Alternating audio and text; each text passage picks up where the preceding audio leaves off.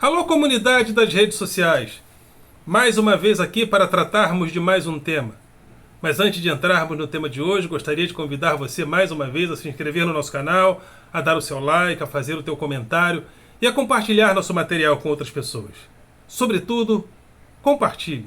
Compartilhe com outras pessoas, dê like, já vai dando like aí para você não se esquecer. Participe, independente de participar para falar bem ou mal dos meus vídeos, das minhas falas, mas participe.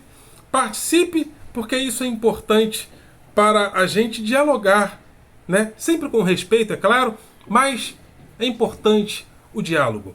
Então participe, compartilhe, principalmente se você entende que nós professores precisamos ter voz na sociedade para que a escola, sobretudo a escola pública, tenha voz.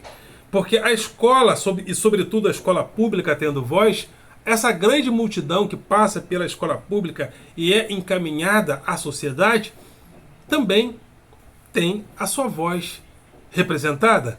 Então, esse é o desafio, esse é um dos desafios, a voz do professor na sociedade. Então, esse canal também tem o objetivo de combater o pensamento binário nas redes sociais. O pensamento binário do nós e eles, da briga fácil, da disputa fácil, sem dados. Uns puxam para um lado, Lula livre. O outro grupo puxa para outro lado, Lula preso. Mas quais são os fundamentos? Quais foram os fundamentos da prisão de Lula? Quais são os fundamentos dele ter sido solto? Isso é importante. Todo mundo já tem uma resposta, porque a política foi transformada em fla-flu. E que a gente não transforme essa política, a política a partir de agora, sobretudo, num fla-flu fácil de Lula-Bolsonaro. Temos também de observar as outras falas para que a gente enriqueça o debate político. Vamos sair da retórica fácil, do fla-flu, Lula ou Bolsonaro. O Brasil é muito grande para a gente ficar nesse fla-flu fácil, né? Nesse fla-flu, nesse Grenal, nesse Atlético e Cruzeiro político, né? Isso é empobrecer demais o discurso político, isso é empobrecer demais a participação política. Então, vamos ao tema de hoje. O tema de hoje é a história das dores. Em uma canção, Renato Russo disse de forma brilhante: tudo é dor e toda dor vem do desejo de não sentirmos dor. Falso ou verdadeiro?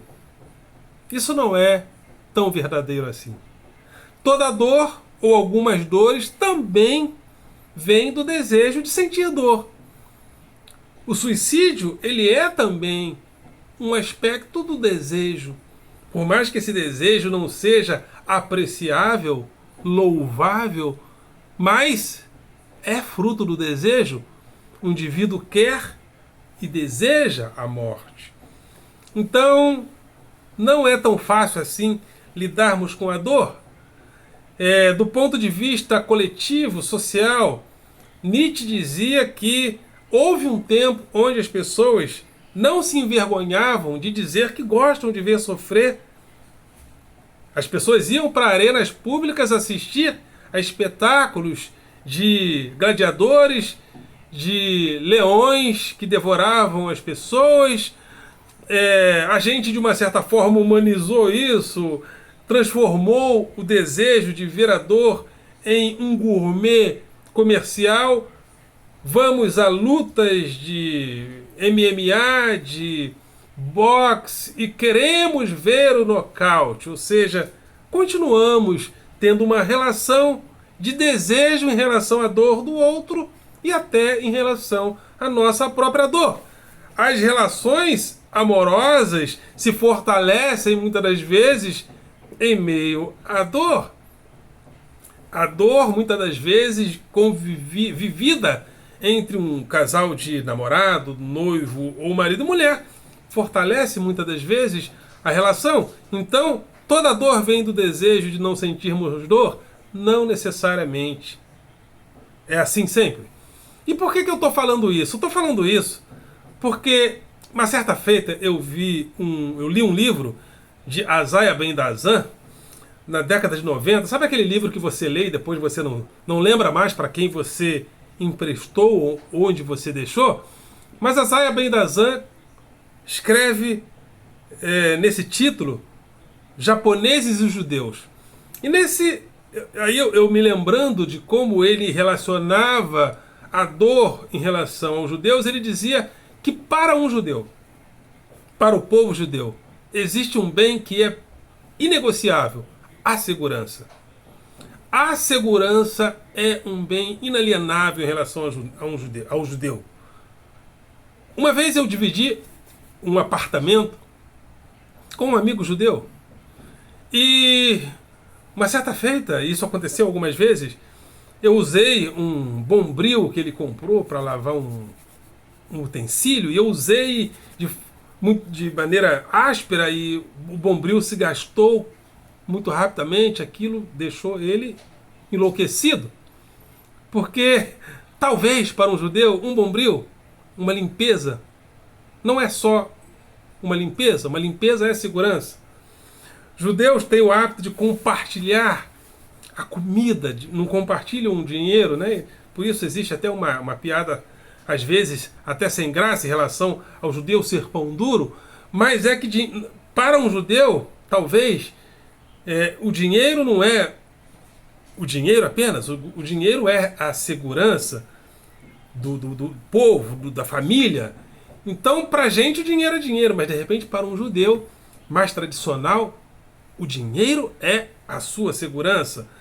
Então, e por que isso? Porque há um histórico de dor, há uma história de dor desse povo que culmina também em vários momentos de perseguição que culminaram também no Holocausto, que levam esses vários momentos levam esse povo a ter uma relação com a dor diferente da nossa.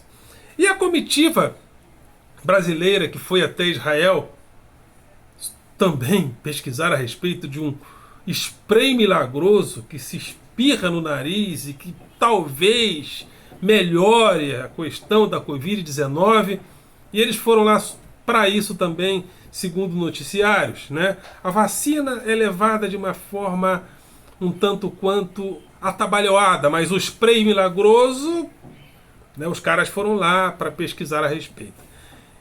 E antes de sair para Israel, aqui no Brasil, todos tiraram foto sem máscara. Quando chegou lá em Israel, todos tiraram foto com máscara. Isso por quê? Aí eu vou fazer um paralelo entre japoneses e judeus para falar da diferença em relação à dor de brasileiros e judeus. A nossa relação com a dor é diferente. Por isso, também nós nos comportamos de maneira diferenciada quando uma dor tão aguda atinge a nossa sociedade. Se ele conhecesse a história dos judeus e como os judeus lidam com a dor, jamais ele faria aquilo. Aquilo de não usar máscara em uma reunião em Israel. Para eles, aquilo é uma das maiores ofensas que uma pessoa pode fazer àquela nação, que por causa da sua história prima por demais pela segurança. Mas nós temos uma relação diferenciada com a dor. Aliás, na própria modernidade, nós modificamos a nossa relação com a mesma.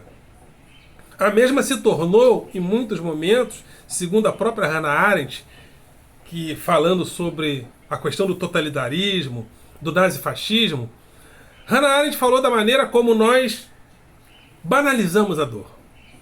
Porque mesmo que a dor fosse acessada no passado, mesmo que ela fosse até provocada no passado, a dor tinha até uma questão sagrada envolvida. Povos como Povos sacrificavam crianças aos seus deuses, né? Os amorreus, se eu não me engano, sacrificavam crianças a Moloque. E por que eles faziam isso? Porque, por isso a palavra Moleque também, eu já ouvi dizer que tem uma relação com isso. Mas a dor, mesmo sendo provocada, ela era provocada porque ela era vista como um ritual de passagem de amadurecimento da identidade coletiva de povos que faziam isso. Então, por mais que a dor fosse cessada, a dor era um elemento de maturação, de maturidade, da formação da personalidade daqueles povos que praticavam isso.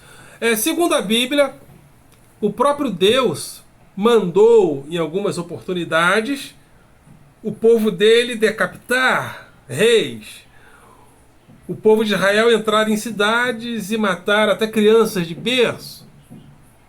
Isso era banalização da dor? Não, o objetivo era sagrado. Evidentemente que não vivemos mais esse momento. É importante dizer isso, porque senão tem gente aí que em plena era atual vai querer matar em nome de Deus, né? Tem maluco para tudo, então a gente tem que explicar certas coisas, explicar, porque tem maluco para tudo. Mas mesmo praticando, mesmo tendo acesso e provocando a dor tinha um caráter sagrado. Aliás, uma das maiores religiões do mundo, o cristianismo, tem na dor de um homem, vê na dor de um homem a salvação do povo de Deus, que é o cristianismo. Então percebam que toda dor vem do desejo de não sentirmos dor até a página C. Porque toda dor, ou algumas dores, podem vir do desejo de se sentir dor.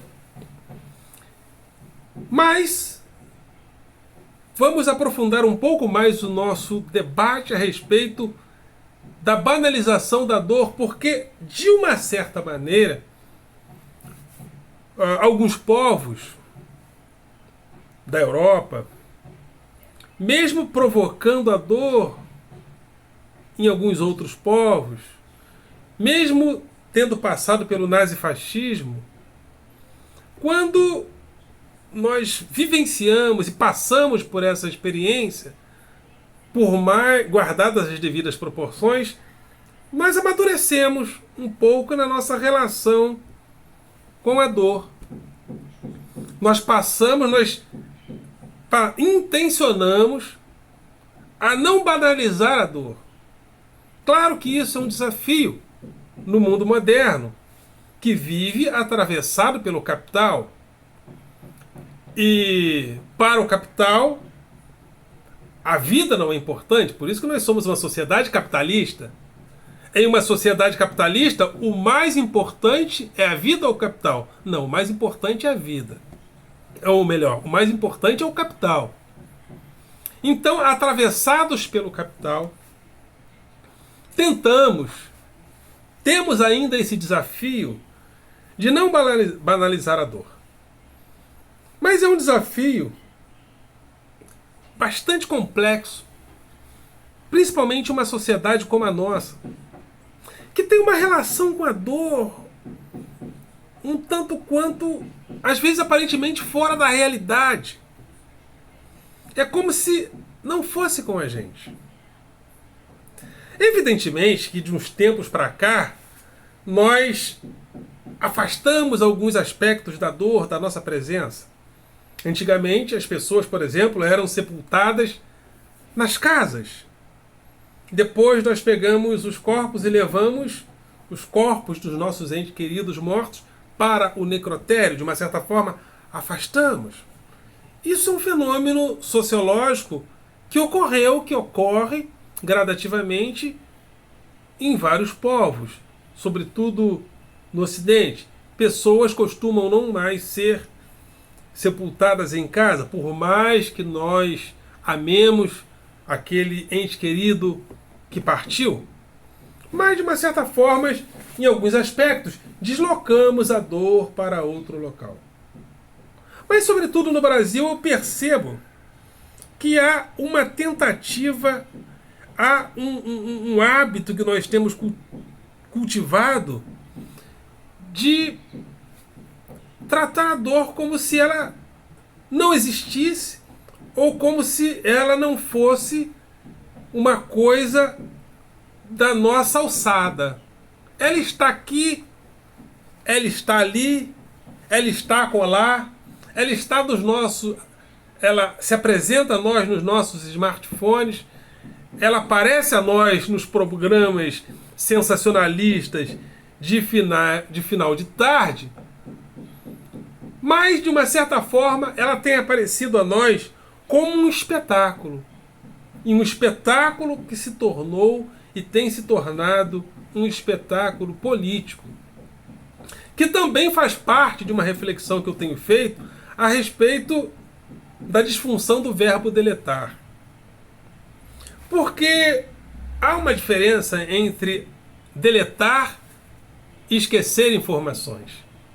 Antigamente, esquecíamos das coisas. E ao esquecermos das coisas, as coisas esquecidas ficavam guardadas no nosso inconsciente, no nosso subconsciente, nos lugares mais escondidos da nossa consciência. E lá íamos buscar. Então, chorávamos a dor, nos esquecíamos da dor e depois íamos buscar nos baús da saudade os elementos daquela dor. Hoje vivemos a disfunção do verbo deletar, onde nós não esquecemos mais das coisas. Agora nós deletamos as coisas. E as informações a respeito das dores que afetam as famílias brasileiras, sobretudo agora na era da pandemia da Covid-19, é como se houvesse um esquecimento simultâneo. Ou seja, as dores estão nos afetando agora. E agora elas são deletadas, esquecidas no momento onde elas ocorrem, onde elas acontecem. E isso, aqui no Brasil, sobretudo, tem ganhado um caráter público e político. Parece que nós temos um governo fora da realidade daquilo que está acontecendo. E parece que este governo é um dos representantes do próprio esquecimento simultâneo. Ele quer se esquecer e ele usa o esquecimento simultâneo das pessoas para implementar seus programas, suas intenções. Evidentemente que isso não é novidade. O que eu estou chamando a atenção é para o aspecto patológico desse esquecimento simultâneo em uma velocidade alarmante, como está acontecendo aqui no Brasil. É um fenômeno mundial, não deixa de ser, porque nós estamos cada vez mais conectados. Mas especificamente no Brasil, nós lidamos com a dor de uma maneira muito específica. Porque por mais que nós estejamos globalizados, existem tradições locais, existem linguagens que são localizadas. Se nós vamos em uma favela do Rio de Janeiro, a linguagem é uma. Se nós formos à Barra do Piraí, há aspectos da linguagem diferentes. Então, numa mesma cidade, há vivências, há identidades de grupo que são diferentes. Quiçá no mundo, de uma cidade para outra, de um estado para o outro, de um país para o outro. Então nós estamos diante de um desafio, que é tratar a dor, né, estamos diante de um desafio, isso é um desafio, tentar tratar a dor da maneira como ela se apresenta. Porque ela tem se apresentado a nós e nós parece que alienamos a sua verdadeira realidade. Esses dias eu vi um post, eu preciso pesquisar a respeito disso, né? A respeito de que uma pesquisa fez um levantamento de que o brasileiro é um dos povos mais fora da realidade. Nós discutimos as nossas questões fora da realidade. E há uma grande tendência hoje também de nós discutirmos as nossas dores para além da realidade. Né? E quando a pessoa passa por aquela dor, nem assim, às vezes, ela muda de atitude. O primeiro-ministro da Inglaterra era negacionista, mas quando ele pegou a Covid, ele mudou.